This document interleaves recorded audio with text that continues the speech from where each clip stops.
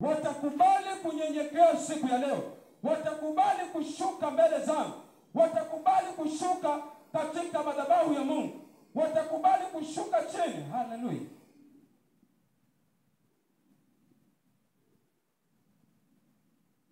Henda ikawa wewe ni mtu ambaye umeishi ukiwa haujali. Maisha yako umekuwa mtu ambaye hautaki kujua, haujali ni kitu gani ambacho kinafanyika katika maisha yako. Haujali ni mambo gani ambayo unafanya. Haleluya. Lakini Biblia inasema ya kwamba kama huyu mtu ambaye ameishi kwa akili zake mwenyewe, kama huyu mtu ambaye ameishi kwa kutumia akili zake mwenyewe, basi siku ya leo atakubali kushuka chini na kujinyenyekesha mbele zangu. Atakubali kushuka chini na kukubali kusikia sauti yangu na kunyenyekea mbele zangu tena. Haleluya. Basi huyu mtu maisha yake yataenda kuponya kwa jina. Huyu mtu maisha yake yanaenda kufunguliwa kuanzia hii leo. Haleluya. Kama huyu mtu atakubali kunyenyekea, kama kunaye mtu mmoja ambaye siku ya leo atasema ya kwamba mimi ninakubali kunyenyekea mbele za Mungu, ninakubali kushuka mbele zake na kuenenda sawa sawa na neno lake, na kuenenda na kutimiza yale ambayo Mungu anataka nikayafanye, basi maisha ya huyu mtu ninaenda kuyaponya siku.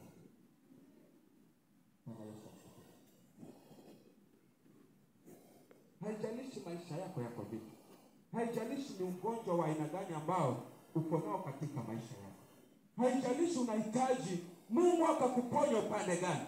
Bwana Yesu asifiwe. Lakini unapoenda kutii na kunyenyekea mbele za Mungu, unapoenda kuwa mtiifu mbele za Mungu na kushuka mbele zake na kunyenyekea mbele zake, haleluya, Mungu anasema ya kwamba maisha yako anaenda kuyaponya kuanzia hivi leo. Nani siku ya leo atakubali kunyenyekea mbele zake?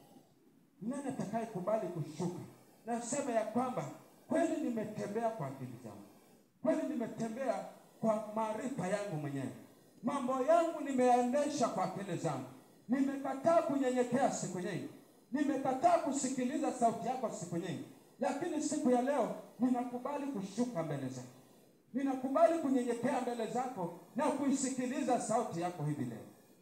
Sasa Mungu anasema ya kwamba maisha yako yanaenda kuponywa tena, maisha yako yanaenda kufunguliwa hivi leo, maisha yako yanaenda kuwa kitofauti. Haleluya. Amesema ya kwamba ninaenda kukuinua mwanangu, ninaenda kukuinua na kukuweka juu ya mataifa yote. Bwana Yesu asifiwe. Hapo kazini utakapochukua hiyo nafasi ya kumtii huyu Mungu, basi Mungu anaenda kukuinua katika hiyo kazi yako.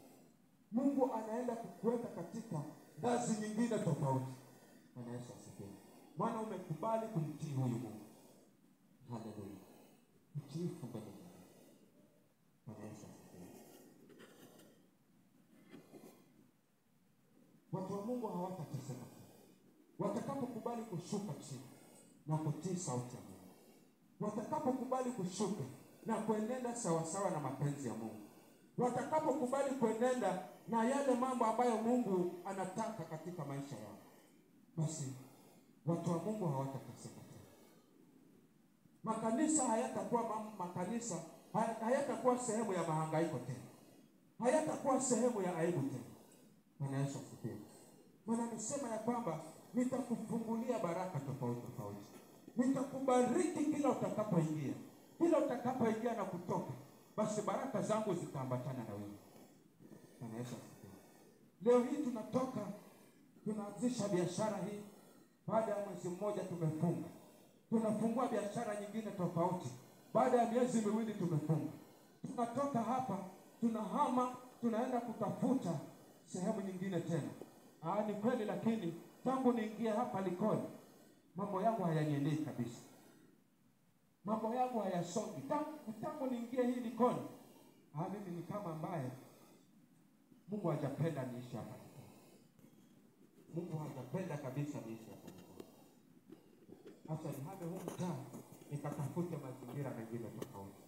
Biblia imesema ya kwamba nitakubariki mjini, nitakubariki na mashambani, na popote utakapoingia baraka zangu zitaambatana na wewe, pindi utakapoisikia sauti yangu na kutii kile ambacho ninakuambia siku ya leo. kusema ya kwamba lazima utoke uende mahali fulani ndio ukabarikiwe. Bwana Yesu asifiwe. Haleluya.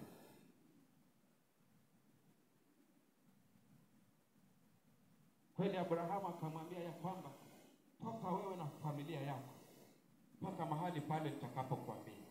Haleluya. Toka wewe na familia yako mpaka ile sehemu nitakayokuambia uende.